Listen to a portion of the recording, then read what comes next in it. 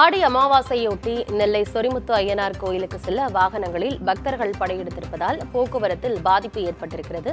தகவல்களோடு செய்தியாளர் புருஷோத் இணைந்திருக்கிறார். புருஷோத், எப்போதுமே ஆடி அமாவாசை அன்று நெல்லை சொரிமுத்து அய்யனார் கோயிலுக்கு பக்தர்களுடைய எண்ணிக்கை அதிகமாக தான் இருக்கும், அதிகமானோர் வருவாங்க. முன்கூட்டியே இதற்கான அந்த போக்குவரத்து ஏற்பாடுகள்லாம் செய்யலையா? எதனால இவ்வளவு போக்குவரத்து நெரிசல்? வணக்கம்.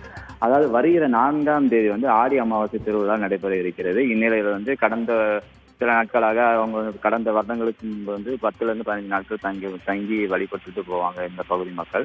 ஆனா இப்ப தற்போது 5 நாட்கள் மட்டுமே அனுமதி வழங்கப்பட்டுள்ளது. இருப்பினும் கடந்த 31ஆம் தேதியிலிருந்து வருகிற 8ஆம் தேதி வரைக்கும் இந்த திருவிழா டைம் அப்படிங்கறனால இந்த பகுதியில் உள்ள மணிமுத்தருவி, மாஞ்சோலை பகுதி மற்றும் அரசியல் அருவியில் குளிப்பதற்கு வனத்துறை ஏற்கனவே தடை விதித்திருந்தது.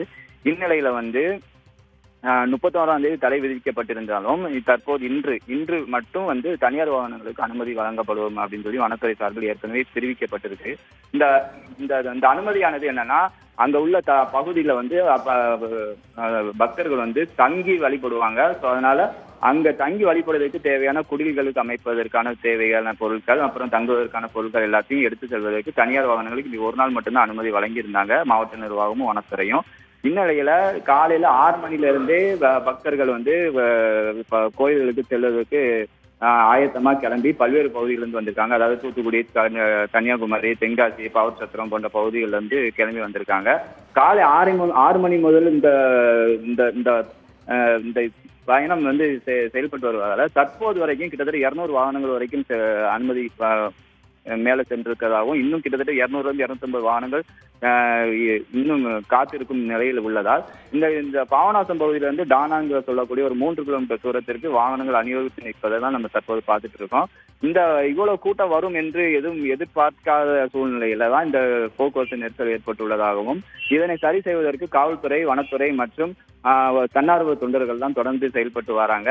இருப்பினும் இந்த ஒரு நாள் முழுவதும் இந்த தனியார் வாகனங்களுக்கு வனத்துறை மற்றும் மாவட்ட நிர்வாகம் அனுமதி வழங்கியுள்ளதால் இன்னும் கூட்டம் அதிகரிக்கும் எனவும் எதிர்பார்க்கப்படுகிறது. இருப்பினும் இந்த ஒரு நாள் மட்டுமே பயணிகள், அந்த பக்தர்கள் தனியார் வாகனங்களுக்கு அனுமதி வழங்கப்பட்டுள்ளது என்பது குறிப்பிடத்தக்கது. இருப்பினும் இந்த மாலை 5 மணிக்குள் தனியார் வாகனங்கள் அனைத்தும் வெளியேற வேண்டும் எனவும் வனத்துறை சார்பாகவும் மாவட்ட நிர்வாக சார்பாகவும் கேட்டுக்கொள்ளப்பட்டுள்ளது.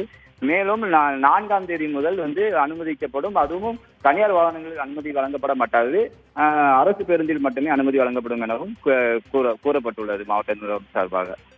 ஏற்கனவே 2 கிலோமீட்டர் அளவுக்கு போக்குவரத்து பாதிக்கப்பட்டிருக்கு. இன்னும் பக்தர்களுடைய கூட்டம் அதிகரிக்க வாய்ப்பு இருக்குன்னு சொல்லியிருக்கீங்க. இதனால உள்ளூர் வாசிகளுக்கு தான் பாதிப்பு அதிகமா இருக்கு. தகவல்களை வழங்கியமைக்கு நன்றி புருஷோத்.